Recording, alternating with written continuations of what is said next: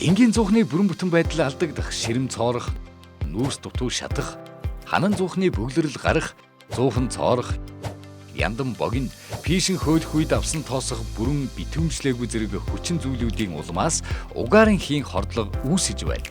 Иймд ард иргэд угаарын хийн хордлогын эрсдлээс урдчлан сэргийлэх, зуух яндангийн бүрэн бүтэн байдлаа сайтар шалгаж, орой унтахтаа галалгаа хийсэн тохиолдолд зуухны хэсгээр утаа алдаж буйх эсхийг анхаарч байхыг сэрэмжлүүлж байна.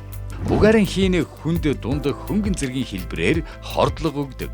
Хөнгөн хордоход чих шуугих, толгой өвдөх, булчин бие сулрах, дотор эвгүй оргих, биеийн тэнцвэр алдагдах, толгой өвдөн дүүн гимшиг болдог. Хортой газраас хурдан гарвал аажимдаа зүгээр болно.